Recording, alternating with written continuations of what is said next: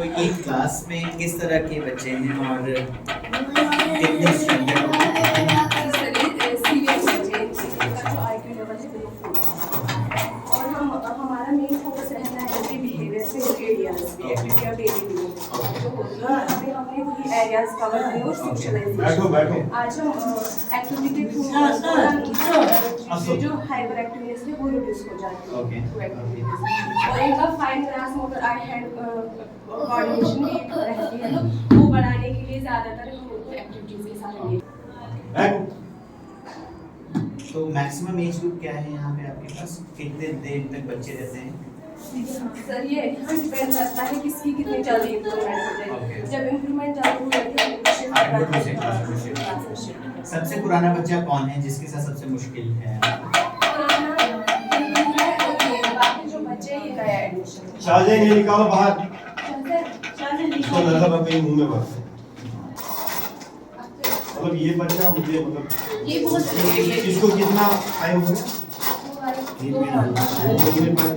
ये ऐसे लोटू की तरह घूमता है और इसकी मदर है मुझे लगता है बाहर गवर्नमेंट जॉब ही करती है। Shahjahan he was not sitting at one place आज मुझे लग रहा है राइट इंटरसेक्शन मतलब वो है कि इन बच्चों को आप मान लीजिए हमारे छोटे बहन भाई हैं, इनको कैसे हम घरों में फिर एक्सेप्ट करेंगे वो बात है। लेकिन मैं बताऊं ज़्यादा मैम 2 बार 2 जगहों पे काम करने गई वापस आ गई। गवर्नमेंट प्रोजेक्ट में काम उससे पहले यहाँ 1 साल फिर मैं government project drug addiction centre में 1 साल काम किया। वहाँ मैंने छोड़ी थी आती हूँ मैं अनंतनाग से से मैं आती हूँ डिस्ट्रिक्ट से। हाँ रोज आती हूँ और जाती हूँ। नहीं इनका जो विल पावर है और इनका जो काम मतलब यहाँ और मेरी ऑर्गेनाइजेशन में मुझे अपने कल्चर पे बात की क्योंकि कल्चर हमारा वहाँ डेवलपमेंट कोर्स में एक पूरा चैप्टर हो गया।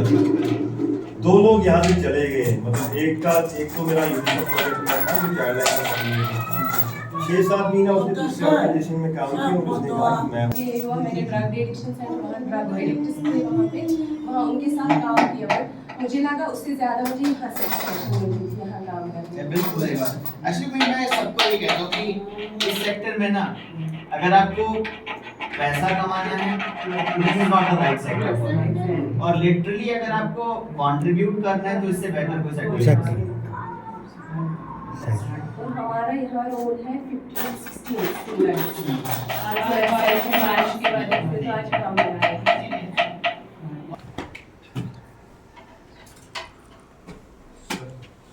ये हमारा क्लास है जो बच्चे हैं हमारे इनकी हेयरिंग एड स्पीच डिसेबिलिटी है। ठीक है। तो इनमें से भी कई बच्चों के different types of hearing impairment है जिसमें कि किसी बच्चे को कंडक्टिव हेयर लॉस है, किसी को सेंसरी जो हेयर लॉस है और किसी को मिक्सड दोनों ही हेयर लॉस होता है। और कैटेगरीज में आते हैं कोई बच्चे सीवियर है, सीवियर हेयर लॉस जिसको है और किसी को प्रोफाउंड है। ठीक है। तो जो जैसे इनका जो हेयरिंग एड स्पीच डिसेबिलिटी है तो उसकी वजह से इनके जो कम्युनिकेशन में वो बैरियर आ रहा है क्योंकि हर एक को साइन लैंग्वेज पता नहीं है तो हम उसको साइन लैंग्वेज इनके साथ कम्युनिकेट करते हैं, इनको पढ़ाते हैं। सिलेबस अकॉर्डिंगली जो गवर्नमेंट स्कूल्स का सिलेबस होता है वही हम फॉलो करते हैं। उनमें से करिकुलर एक्टिविटीज आते हैं, को करिकुलर एक्टिविटीज ठीक है और एकेडमिक आते हैं। ठीक है। तो एग्जाम्स कैसे लेते हैं इनके? सर हम अभी जो गवर्नमेंट ने गाइडलाइन निकाली है रिसेंटली तो हम आफ्टर 10 डेज हम इवैल्यूएशन करते हैं। रिटन एग्जाम भी होते हैं? रिटन एग्जाम भी होते हैं और थ्रू साइन लैंग्वेज भी एग्जाम होते हैं। तो इनको जो मार्कशीट मिलती है वो हमारी ही मिलती है यहाँ पे? ठीक है।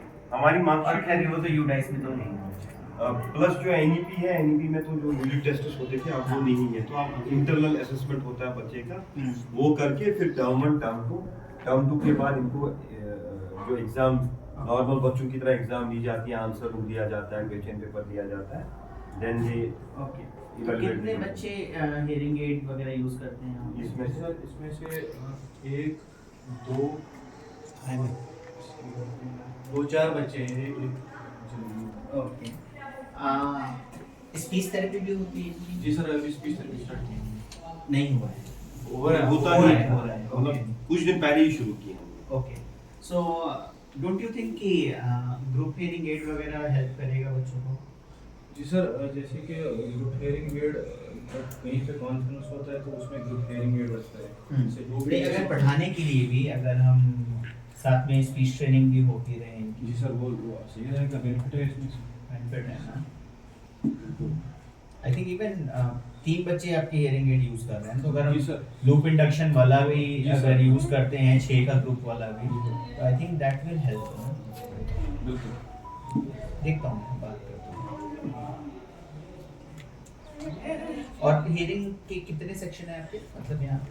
सर इधर एक क्लास है मेरे पास, जिसमें से LKG, UKG और फर्स्ट स्टैंडर्ड में पढ़ाता हूँ। फिर हायर तो ये तो फिर आपका एज वाइज रखा होगा ना आपने यहाँ पे, तो यहाँ तो फिर एबिलिटी वाइज तो नहीं प्लेसमेंट है ना?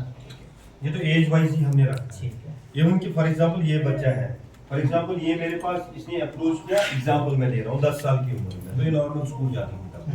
देन इसका लेवल भी हम चेक करते हैं, एकेडमिक लेवल क्या है। तो उस टाइम पे हम पेरेंट को या ये सजेस्ट करते हैं कि अगर इसको हम थोड़ा ड्रॉप भी करेंगे तो क्लासेस में, थोड़ा साइन लैंग्वेज सीखने में टाइम इसको लगेगा, तो इसका जो एकेडमिक लेवल है वो फिर अच्छा रहेगा उस हिसाब से। अदरवाइज एज पे ही इनको एडमिशन। ओके, तो आप एक चीज बताओ, आपको किन किन बच्चों में पोटेंशियल लगता है कि वो रेगुलर एजुकेशन सिस्टम में जा सकते हैं? जी सर, पोटेंशियल तो इनमें से होता है सबके पास, लेकिन कोई बच्चा ऐसा होता है जिसको मल्टीपल डिसेबिलिटी होती है, जैसे कि किसी को मोटर इश्यूज होता है या किसी को लर्निंग डिसेबिलिटीज होती है, डिस्कैलकुलेट होता है, किसी को डिस्लेक्सिया होता है, तो वो भी सर मैटर करता है।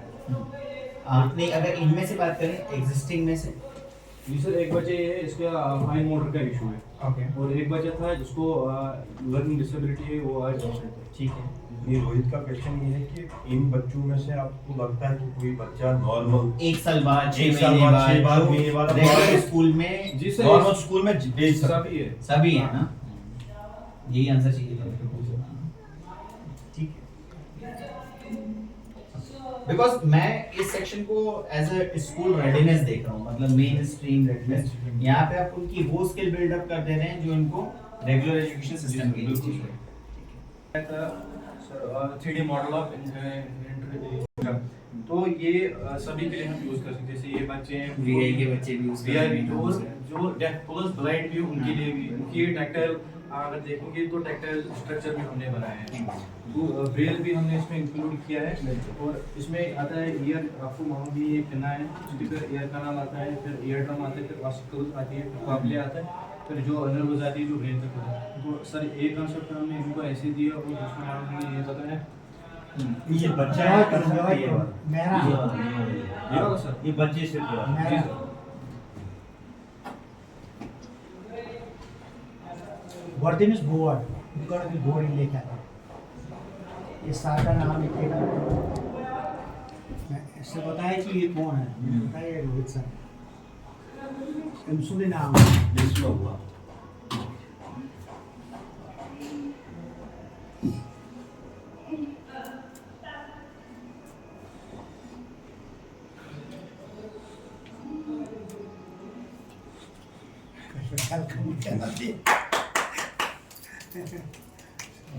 नाम लिखो अपना। दोस्तों है तक माइंड में